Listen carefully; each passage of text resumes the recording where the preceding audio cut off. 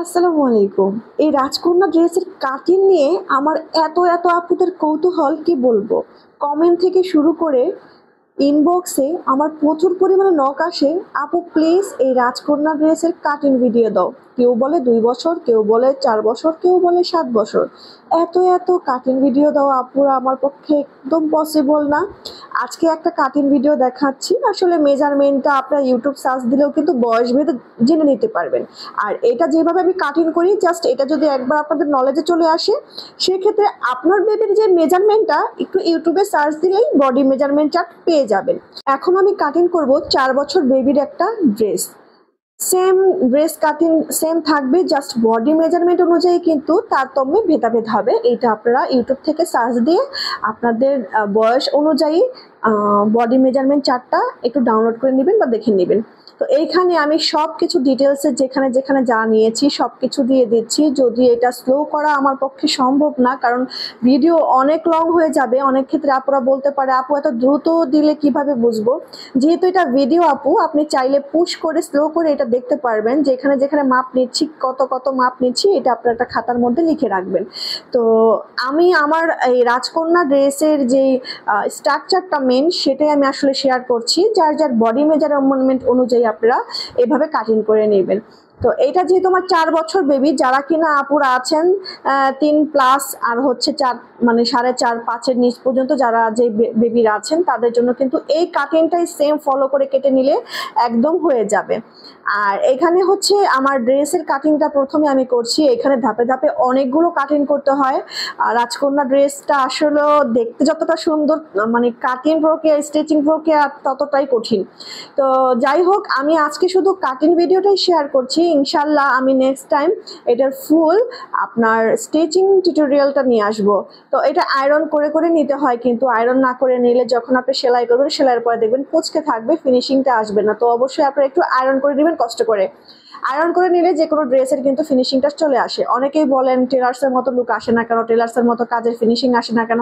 টেলার্সের দোকানে কাটিংয়ের আগে আপনার আয়রন করা হয়, আবার সেলাইয়ের মাঝে মাঝে আয়রন করা হয়, সেলাইয়ের একদম লাস্ট ফিনিশিংও আয়রন করেই একটা জিনিসকে তারা মানুষের কাছে হাতে পৌঁছে দেয় আর মানে ডেলিভারিটা করে। তো সেক্ষেত্রে একদম আয়রনটা হচ্ছে মাস্ট বি করতে হবে। যে কোনো ডিজাইন ড্রেস বানাতে গেলে আপনারা আয়রনটা মাস্ট বি করবেন, তাহলে দেখবেন ফিনিশিংটা মাশাআল্লাহ অনেক সুন্দর আসছে। আমার এই রাজকন্যা ড্রেসের কাটিংয়ের আগেও আয়রন করতে হয়, মানে সেলাইয়ের মাঝে মাঝেও আয়রন করে নিতে হয়, আর লাস্ট ফিনিশিংয়ে তো আয়রন অবশ্যই করতে হয়। তো আপনি দেখতেই পাচ্ছেন যে কিভাবে আমি কাটিংটা করে নিচ্ছি। তো এইভাবে ধাপে ধাপে আপনারা কাটিংটা করে নেবেন। আরেকটা কথা, আমার এখানে কাপড় লেগেছে হচ্ছে জামার কাপড় লেগেছে 1.5 গজ, আর ওড়না আর সালোয়ার লেগেছে 2.5 গজ। তো বডি মেজারমেন্ট অনুযায়ী কিন্তু আপনারা বের করতে পারবেন। লংটা দেখবেন, জামা পায়জামা এগুলো লংটা কত, লংটার সাথেই কিন্তু আপনারা যোগ করে একটা কাপড় কতটুকু লাগে বের করতে পারবেন। তো আমার এখানে হচ্ছে এখন আমি নিব হচ্ছে কুচির সাইডটা, ওড়নার যে নিচে কুচি হবে সেই কুচির কাপড়টা আমি এখন কেটে নিলাম। আর ওড়নাটা আমি ওড়নাটাও কেটে নিব। এখন 18 ইঞ্চি নিয়েছি ওড়না লং, যেহেতু নিচে কুচি হবে, উপরে একটু পাইপেনের মতো হবে, সেক্ষেত্রে আমি 18 ইঞ্চি নিলাম কালো সাইডটা। নিচে কুচি নিয়েছি 5 ইঞ্চি, 4 ইঞ্চি টিকবে। তো আপনারা আপনাদের ইচ্ছে মতো কিন্তু ছোট বড় করে নিতে পারবেন, যে কোনো ডিজাইন বাড়িয়ে কমিয়ে নিতে পারবেন। এটা আমি আমার মতো করে কাটিং করেছি। আপনারা চাইলে নিচের কুচিটা একটু ছোট দিতে পারেন, আরো বড় দিতে পারেন, এটা হচ্ছে পুরোটাই আপনাদের উপরে। আর এই যে এখানে হচ্ছে পাইপেনটা ওড়নার যে উপরে অংশে থাকবে গলার মধ্যে, এইটাও আপনাদের ইচ্ছে মতো বাড়িয়ে কমিয়ে নেবেন। আমি মানে দেখিয়ে দিচ্ছি বোঝার জন্য যে এইভাবে হবে। তো সবকিছুই যে সেম আমার মতোই করতে হবে এরকমটা না, আপনাদের ইচ্ছে মতো কিন্তু কাস্টমাইজ করে নিতে পারবেন।